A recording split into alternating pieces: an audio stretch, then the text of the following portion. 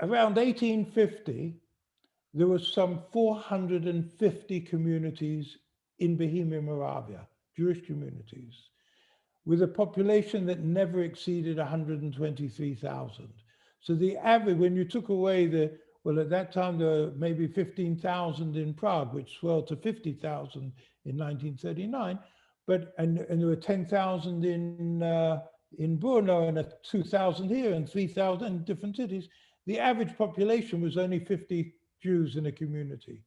So in 1850, 450 communities. By 1939, less than 150. That's before the Nazis came, say 1938. Yeah. So what had happened, the Jewish experience was the Industrial Revolution, immigration for a better life. There wasn't the pogroms in Bohemia, Moravia that you experience in other countries. The Jews in Bohemia, Moravia were very much like Jews today in England and America. They were relatively free from 1850 or 1856, full emancipation, school, university, army, music, medicine, not like in Austria, Hungary, Germany, and even England and America. There was anti-Semitism, much less for the Jews than there were in most other countries. And as a result, there was like when Jews are free, what happens? Assimilation and intermarriage. So most probably I don't know the figures, but I wouldn't be surprised by 1900, 30 to 50% of the Jews already intermarrying, right? So it's a fairly progressive liberal society, that it was accepting of Jews and accepting of intermarriage. Well, the thing with, you also understand that Czechia or Bohemia Moravia, placed halfway between Berlin and Vienna, was one of the centers of the Haskalah. So from the beginning of the end of the 18th century, the beginning of the 19th century, you already had quite a number of, particularly in the West side, the German side, there were a lot of modern progressive Jews. I talk about non-Orthodox as progressive because it encompasses so many varieties, if you like. And the Orthodox I just call Orthodox, meaning Shomer Shabbat plus, okay?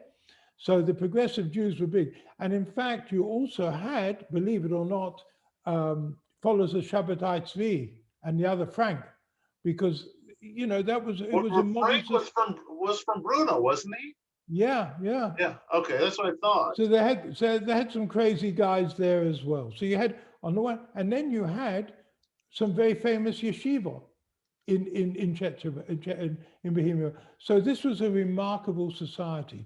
So, but the important thing is, as far as the scrolls are concerned, what we've found is in our collection scrolls that may have come from as far away as Lithuania, Poland, Germany, Holland, because people traveled and they brought them or they had them written overseas.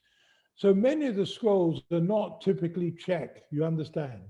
We don't know where most of them were written. Occasionally there's a band on the Eitzim, on the roller, that tells us Mr. Cohen donated this on his son's bar mitzvah in Brno, etc., etc. But otherwise we don't know. So even when they know the provenance, you don't really know where it was written because it may have come to that town from somewhere else. Who knows? So the important thing, so I always say the first thing is the scrolls moved from the 450 communities down to the 150. So as a community closed, it would have gone to the next biggest town or whatever, the friend, the family.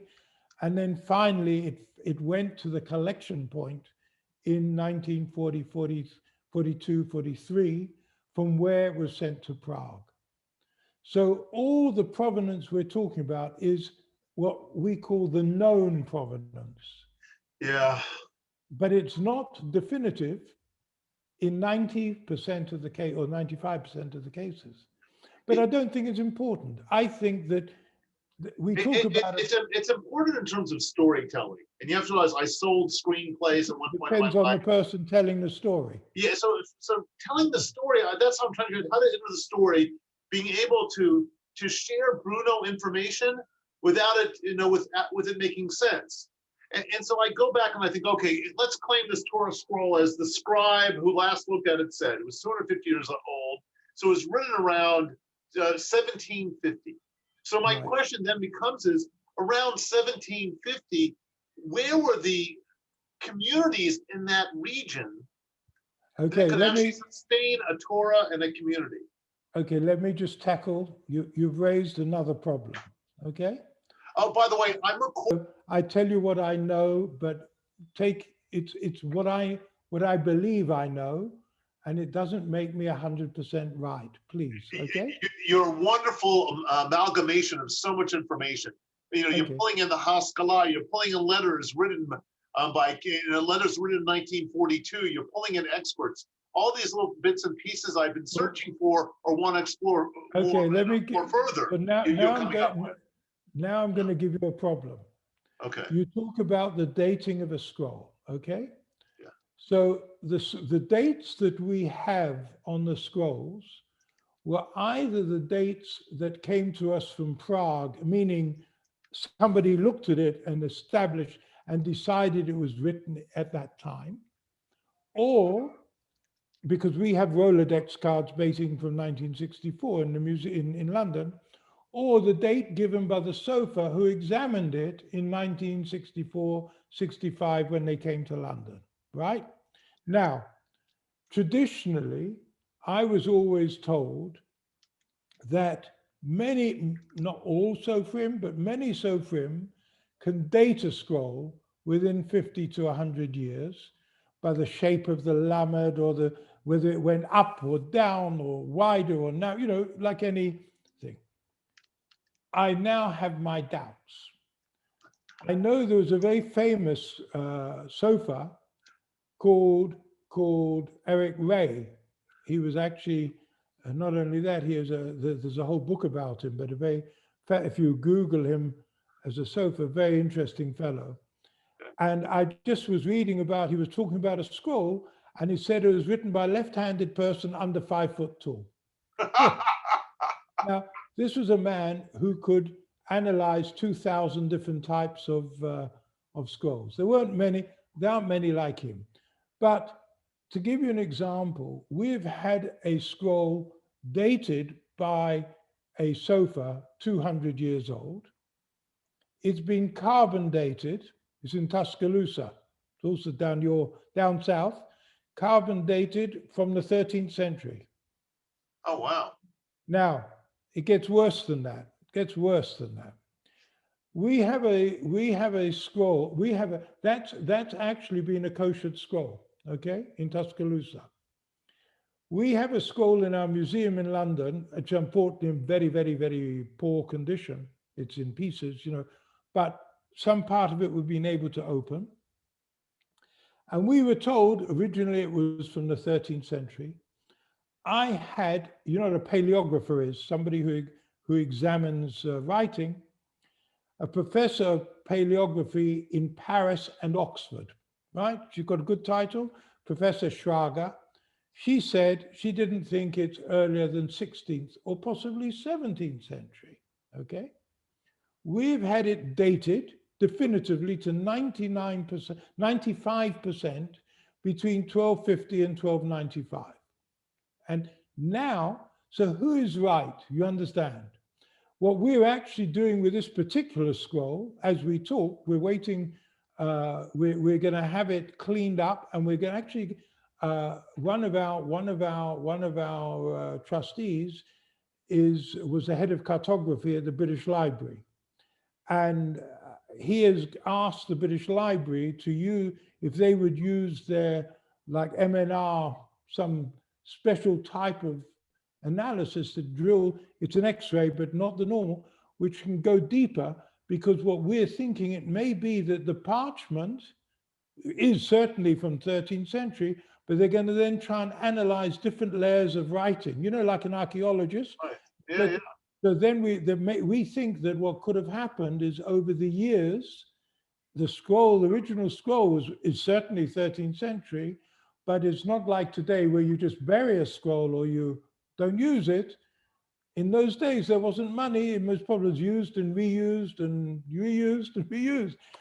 But the bottom line, so what I'm telling you is one has to be careful about the aging of a scroll. Everyone's got an ego, including Sofrim. And if you ask them, they're not going to tell you they don't know. Very few will tell you they don't know.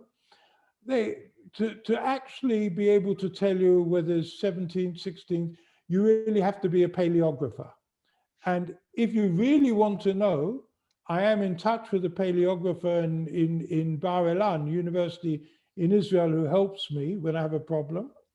And he and his mates, he's got a couple of mates, and they can really go to town on information about the writing of the scroll. They can tell me more about it. I would love that. What would I have to send you? Okay, if you do, I'll ask you to, nothing to do with me, I'll ask you to make a donation to them personally. You know, they're Chederbochers, they don't have money. They're studying all the time for a PhD, not in yeshiva, but you know, they don't have a lot of bread. So, but I'm also curious to know if there's someone like at USC who does this, like a Paleograper. So that you yeah, Paleograper,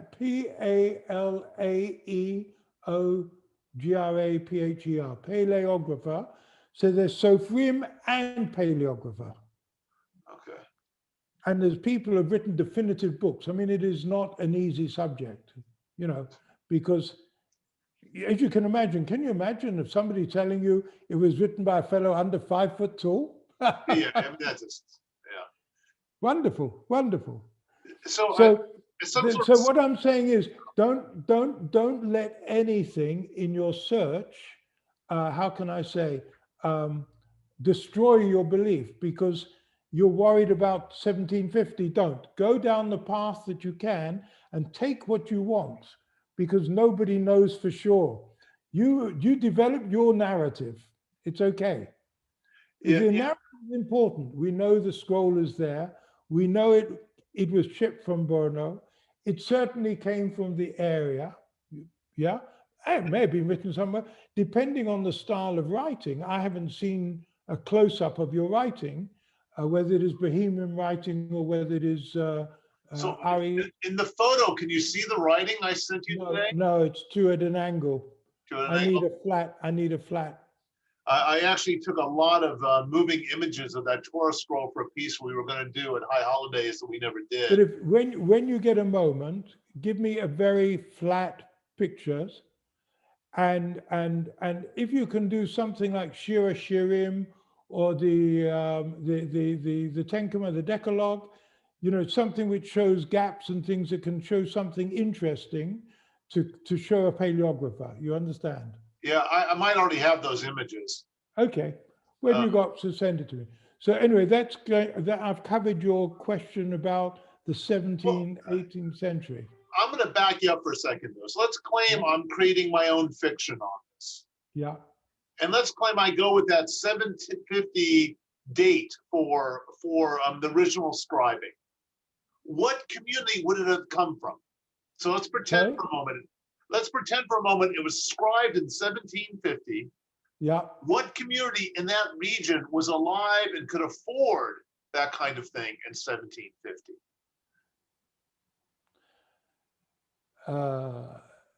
You know, it's not a question of afford, because I've looked at the scrolls in our museum, and what is very interesting to look at are the handles, the eitzim. Yeah. And if you've got eitzim which are very, very beautiful, some of them inlaid, beautifully machine turned, and we've got some which were made by the fellow on the farm. You understand? Yeah. Very basic. Yeah.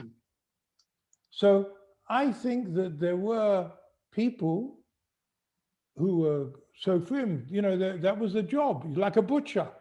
Yeah. And they did the work. You know, it wasn't like today where everything is money. Right. You know, I think that the sofa did a job. Somebody wanted it. And you don't know. Again, this is a problem because the scroll could have come from outside the area. Yeah, I'm just trying to create a narrative. So if we're creating a narrative that might be false, but we are willing to live with it, I'm just looking for that Jewish community. I think you should talk about the Brno area, which encompasses a lot of towns. And it came from rather than saying Brno synagogue, and which you wouldn't know which synagogue it came from. Correct. It came from one of the synagogues in the Brno area, and you covered it. Because for sure there were synagogues there, and there were, in fact, in many of these towns, which I'm going to come to when we talk about Domazlice, there weren't even synagogues. They're what they called prayer rooms. Now, I don't know if you still have them, well, most probably you don't in the Reform, but my background, I often went to a house, a shtibel. We call it a shtibel. Somebody in the house would have a minyan. Yeah. You understand? So they call it's a prayer. You put it out in the living room, you'd have an Aaron Kodesh, you'd put the ark there. And then they got a minyan together every day, and that's where they davened, So there were many towns. I mean, you can imagine if they had 20 people, they wouldn't have bought a big building and put up a synagogue. But would they have bought a Torah? Yeah, for sure. For sure. So even if they only had 20 people, so I can. Well, let's put it, okay, let's go back. 1,564 scrolls came to London. Now, that's a funny number because when I look at the paperwork, I see 1562 somewhere as well. They weren't all Torah. We have Haftarah, Megillah, and bits of paper as well, which was called a scroll. In fact, we have some Eitzim without scrolls. We know that we can't get the exact number, but we believe that over 2,000 scrolls came to Prague. Let's say 2,000. So what happened to the difference? After 1948, well, 1945, after the war, about 50 odd communities restarted. They weren't the same. New communities started around the Czech Republic. And the Jewish Museum in Prague, which was then, or was a state museum at that time, distributed thousands of items to them, gave them whatever they needed. These were survivors, okay? 1948, the communist coup, every synagogue closed. They were supposed to return the stuff to Prague. Maybe 70 or 80% didn't get returned. I've come across Czech scrolls in America and said, oh, my grandfather was given it by the museum. Nobody gave anything, I promise you. If there's a Czech scroll that came after the war, it was sold black market, right, pinched or whatever. So from the 2000 odd, in the Mikla synagogue, there were about 1,800, I believe, 1,800. And then some were kept in the Jewish Museum, and they gave a few to other communities had. So we got 1,564, but let's go back to the 2000. 2,000 scrolls for a maximum at its peak of 125,000 people. Well, you got it, one for every 50 people is a scroll. Yeah. So you got one for every community. Yeah. Now, let me share an image with you. I've got a bunch of images that one of the things I do to explain Torahs to kids is I actually will put a flashlight below the parchment. Can you see that? I'm looking. That's a very, very interesting. Which scroll is that one from? That's the Brno scroll. And when you underline it, like just with an iPhone, that's amazing because that is a very, I have not seen, I mean, I don't know so much, I just see things, but that I've not seen the lamed and the ayin like that. I'm looking, I want to, now, I have more pictures. If you look at the bottom, if you look at the word, actually, if you look at the first word at the bottom, Moshe, Yeah. and that shin is a Bohemian shin, because the Ari, the normal Ashkenazi, is a pointed shin at the bottom. That is Bohemian. And then what are And these little markings under the that, well, lamed and ayin? And now if you go up 1, 2, 3, 4, 5, go one more. Now go along and to ponim. Can you go along? No, more. Next word. The ponim. Yeah. But no. Can you see? If I'm not mistaken, my eyes very bad, but that's a Kabbalistic pair. Is there a circle in the middle of the P? Yeah, there is. Yeah. Yeah, that's a Kabbalistic. I can make that understand? bigger too if you want. Let's just see. Yeah. Is that what you? Okay, so that's Kabbalistic. So now I know that this scroll most probably had somebody who wrote it was a bit mystical. You understand? Yeah. And if you scroll down to the bottom, that's another, most probably a sign of his feelings, why he's done that. You know, yeah. So what is interesting that, there were tagim. If you look carefully, there were tagim, but because of they're old, like if I can see Ashet, the 1, 2, 3, the fourth row up. 1, 2, 3. And along, now along there, you can see there's tagim on the ayin, the next letter. Yeah. Can you see at the top? Yeah. I can barely see that though. Yeah, exactly. So there were tagim. This was a beautiful scroll. It is still beautiful, even though it just feels very old. It feels ancient because of. Now I'm looking. What is quite fascinating. Can I show you more images? Hold on, before I'm playing with this one, go down to the bottom again. And I've never seen that. That's why I would like to get a very good photo of that. See the lamed, there's like a stick coming out from the lamed at the top. Yeah, right there. Now that I've never seen. But then there are many things. And if you look at the next lamed, there's like a lamed on the lamed. Yeah, and right here you can see it all over again. It's like another lamed, isn't it? Yeah. So you understand, this is Kabbalistic. Yeah, I think this is the same image. This is much easier. This one is better. Maybe when you shine it through, you're getting all the color of the parchment coming through it.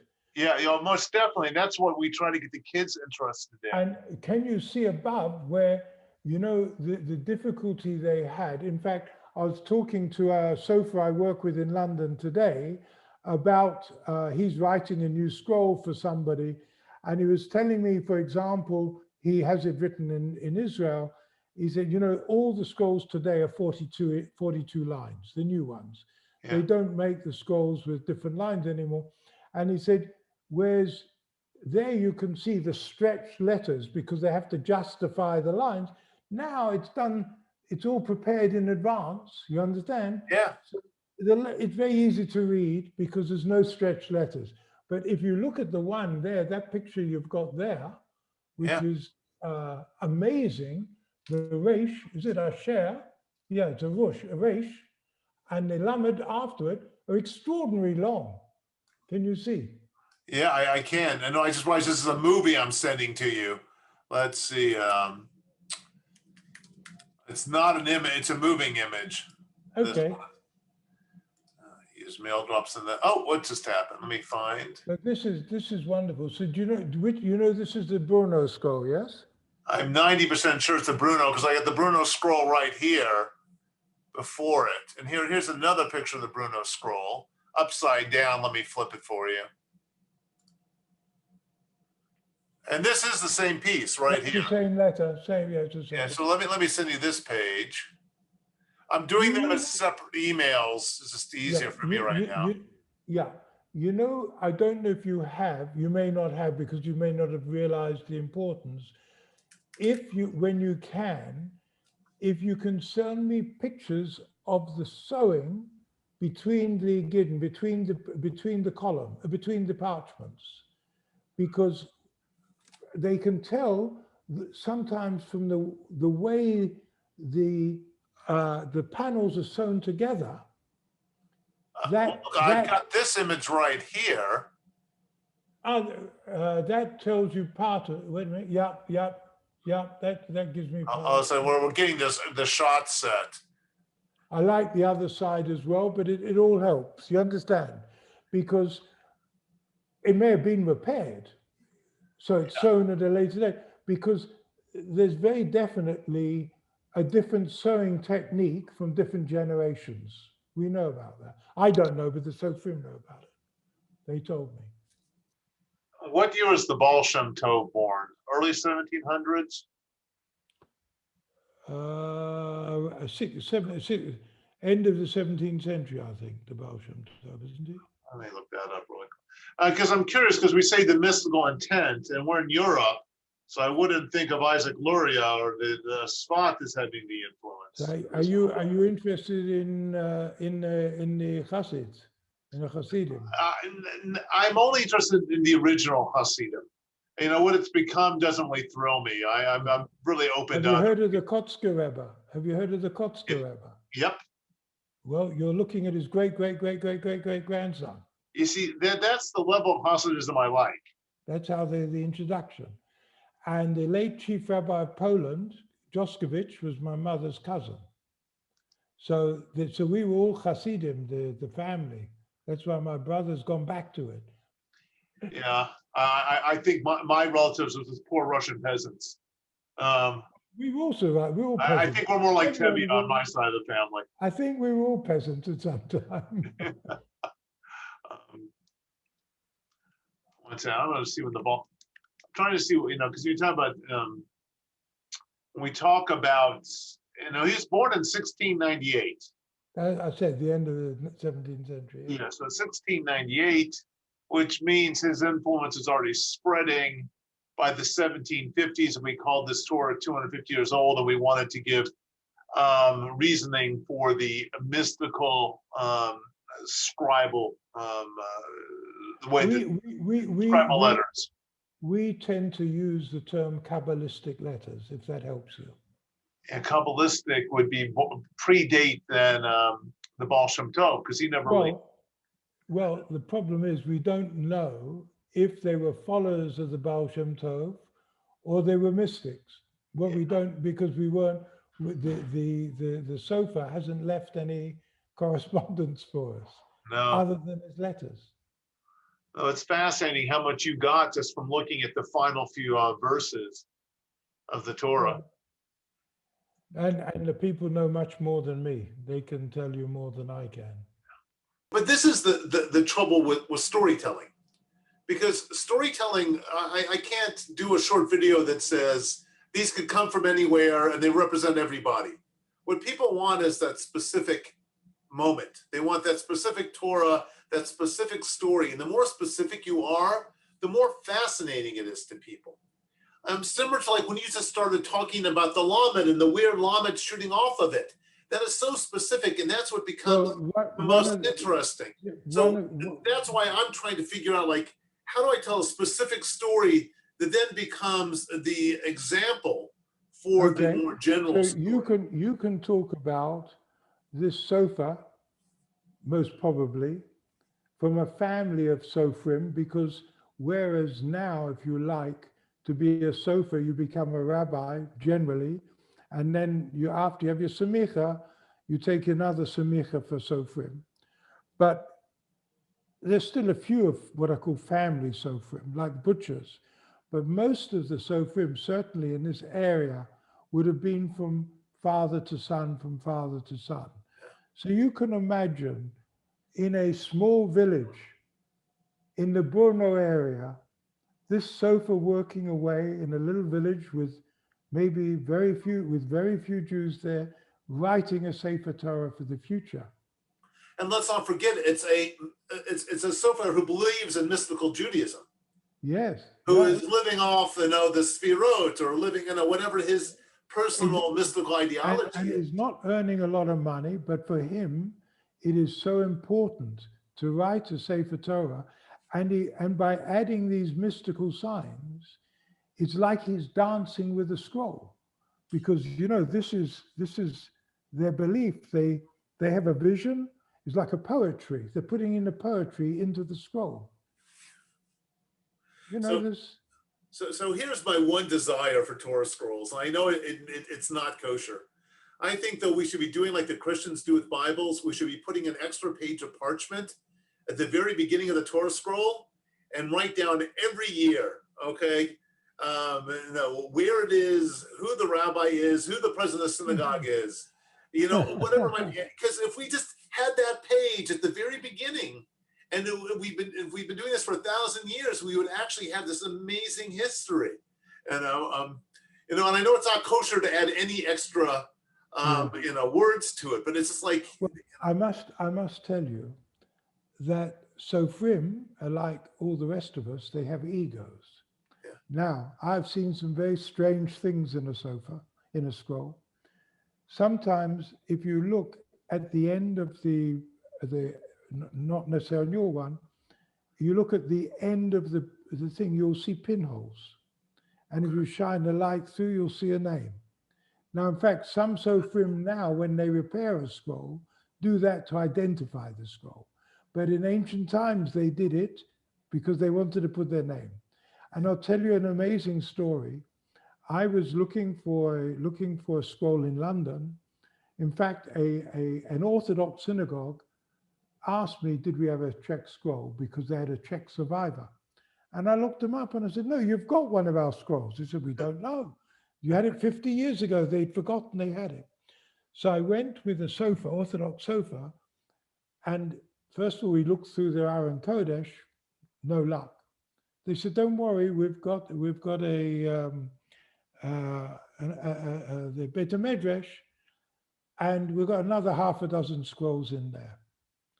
So he pulls out a scroll, and believe it or not, it opened up on my Bar Mitzvah Sedra Yitro. Okay, he had it on Yitro, and he's looking at it in the sofa. He says, "Look at this," and you can't believe it. As you go down the column, certain letters were highlighted, like bold. You know, like you on a bold print. Yeah. I can't remember the name now, but it gave the name. That's wild. The sofa's name was in which is completely, well, he's made, it was a fancy scroll anyway, so put it a bit more fancy, you know, but he's forgot, it doesn't matter. And I think somehow in a way that's beautiful. I think it's beautiful that it belongs to the people who have it at the time. It was somewhere else, it was theirs. It's not theirs anymore, it's yours. It is your life, your scroll, what is important for you. Right. It is a memory of what happened before, but it is no longer.